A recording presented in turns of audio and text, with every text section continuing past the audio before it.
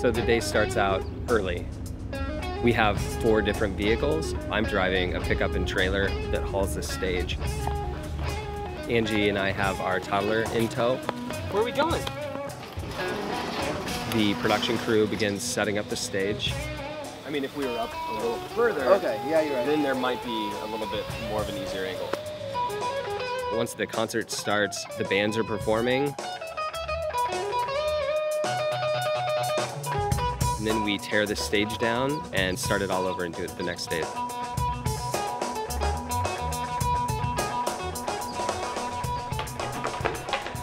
It's day 7 of a 12-city tour.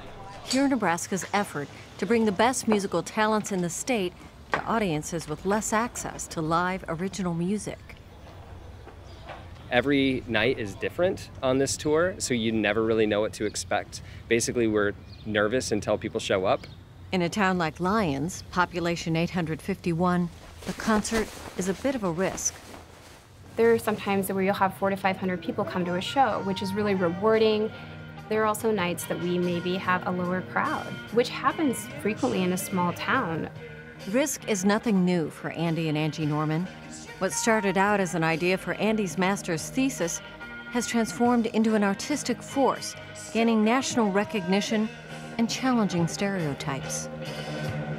With a roof over my head. We definitely tried to kind of evolve the understanding of what Nebraska is and can be, and kind of share our vision for a more experimental, creative community. He's gonna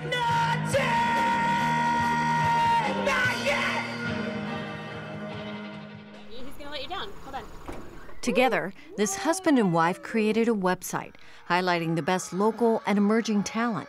In just a few years, this Omaha-based nonprofit has had a big impact on the state's music scene.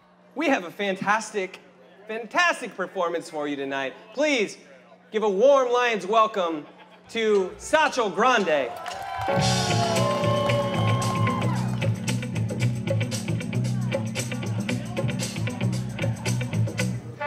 We're fortunate to have here in Nebraska, for us to be on their radar. We often don't play on Main Street of many towns. They've taken music from the state and made that their export. It's just an awesome outlet to share what we do.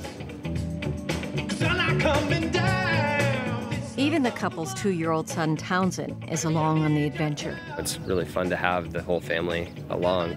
It presents some challenges, you know, taking a kid to 12 towns. One of the biggest challenges is cultivating an appetite for what Andy calls original art. That's the biggest challenge for sure, is to communicate to the community why this matters, why original art matters, why it's worth supporting. There's a risk involved. We're challenging people with new forms of music. Well, I know it gets better, but it won't get better. Keeps raining in my head, I blame it all on the weather. Wanna drive all night with my headlights off. What kind of music do you like? I like country music. And see, we're not playing that. We're not layering that. This is a country band. Yeah, but I haven't heard the songs that I know. You're not going to hear the songs you know because they're original bands. Oh. Not only has economic implications, but it also is really critical to providing a reason for people to want to stay. I think we need to do a lot more as a state to tell our story that, you know, it's more than just football and agriculture, which are great, but it's also, you know, music and art, entertainment. The tour features nearly 50 bands across 12 stops, with each location presenting its own challenges. So the radar doesn't actually show anything right now. I don't know if you've been looking, and it shows a storm at 11:15 or so. So I'm hoping that this will just kind of dissipate and we can get the show through. The backup option is this gym, but it'll sound horrible. And we also have the VFW, but it's 80 capacity. Near the end of the tour in Andy's hometown of Imperial, a rare summer rainstorm forces a plan B. What did you think about the gym? Is it possible? Bad, but it's possible. It's definitely possible. So our power situation is okay? I don't know, man. It's gonna be rough. Is it okay if we move in here? Yeah, absolutely. Okay, let's do that then. With a solid turnout, but skies that just won't clear, the concert moves inside with hopes that the crowd will follow. Got it.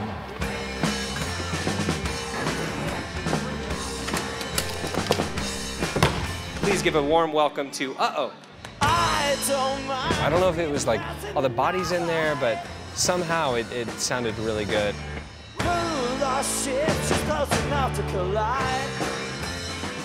Shows like this never happened when I was in town, when I lived here. I used to do pegboard right there. I love his passion. I just really, really appreciate what he's doing.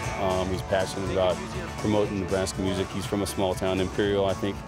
And I climbed the rope right over there, poorly, but we didn't have a whole lot of concerts.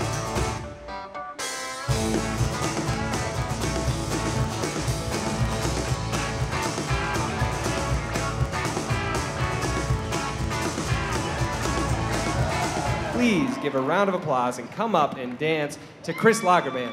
I say we dance, I say we be free, I say we do our things. Can you dig that? Everybody come in, come in, come in, come in.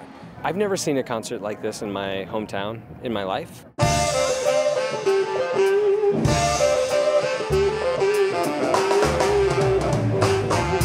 That's just the way it goes, child. Typically a concert would feature 3 bands that sound exactly the same, have no real connection to this place.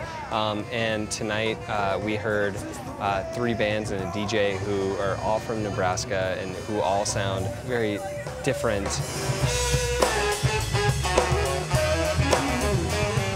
Nebraska is more of an agricultural hub, so we need things like here in Nebraska to take all the people that create, and we need a platform, and here in Nebraska is providing that platform.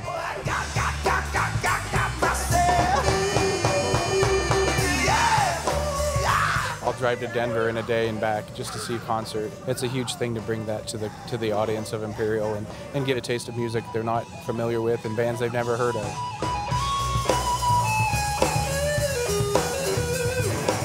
Tonight we had a really fun time. We had a great concert, and I think it could serve as a model for other towns. Towns can do this themselves, and we hope that we can kind of inspire that.